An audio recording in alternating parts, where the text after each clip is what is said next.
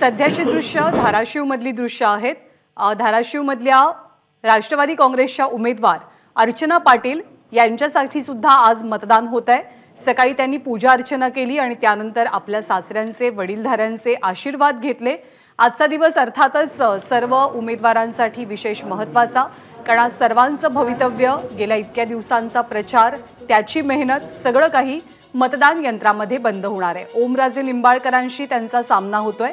अगदी आयत्या वेळेला त्यांना दिलेली उमेदवारी त्या खरं तर भाजपच्या आहेत आणि ही जागा राष्ट्रवादीला सुटल्यामुळे राष्ट्रवादीच्या चिन्हावर, राष्ट्रवादीच्या तिकिटावरती, राष्ट्रवादीच्या कोट्यातनं त्यांना ही उमेदवारी मिळाली आहे। या मतदारसंघाचा आढावा घेतला तर शिवसेनेचं वर्चस्व राहिलंय। 2019 साली सुद्धा ओमराजे निंबाळकरांनी राणा जगजित सिंग यांचा पराभव करून या मतदारसंघातनं विजय मिळवला। त्याआधी पद्मसिंह पाटील या जागेसाठी निवडणूक लढवायचे। शिवसेनेनं गेली 2 टर्म हा मतदारसंघ स्वतःकडे राखलेला आहे। याही वेळेला ठाकरे गटाचे उमेदवार ओमराजे निंबाळकर या मतदारसंघातनं निवडणूक लढवतात। पंतप्रधान नरेंद्र मोदींनी सुद्धा स्वतः या मतदारसंघात अर्चना पाटील यांच्यासाठी सभा घेतलेली आहे। अर्चना पाटील या निवडणुकीमध्ये कितपत यशस्वी होतात याची उत्सुकता तर सर्वांना असणार आहे। 4 तारखेला निकाल आहे, त्यापूर्वी आज धाराशिवचं मतदान पार पडतंय।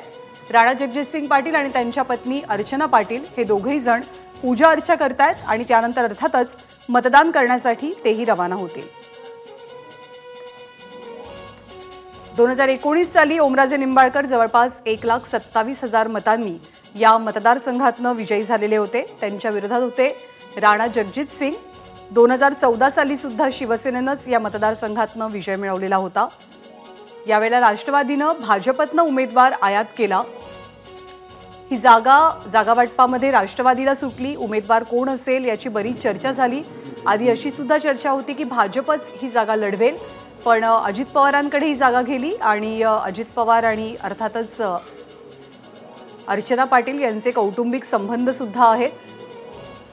अर्चना पाटील यांच्या उमेदवारीनंतर जोरदार प्रचार सुरू झाला। स्वतः पंतप्रधान नरेंद्र मोदींनी सुद्धा या मतदारसंघासाठी सभा घेतली। धाराशिवमध्ये एक सभा झाली, लातूरमध्ये एक सभा झाली। औसा, उमरगा, बार्शी, परंडा, धाराशिव आणि तुळजापूर अशा विधानसभा मतदारसंघांचा मिळून धाराशिव लोकसभा मतदारसंघ बनलेला आहे। आणि अर्चना पाटील मतदानाला जाण्यापूर्वी त्यांचं औक्षण केलं जातंय। त्यांनी पूजा अर्चनाही केली। तर दुसरीकडे देशाचे पंतप्रधान नरेंद्र मोदी अहमदाबादमध्ये आहेत। राणीप इथल्या मतदान केंद्रावरती जाऊन त्यांनी मतदानाचा हक्क बजावलाय आणि अर्थातच सर्व नागरिकांमध्ये त्यांच्या येण्याची उत्सुकता आहे। एक छोटेखानी रोड शो सुद्धा पंतप्रधान मोदी करतात। गृहमंत्री अमित शहा सुद्धा त्यांच्यासोबत आहेत। एबीपी माझा, उघडा डोळे बघा नीट।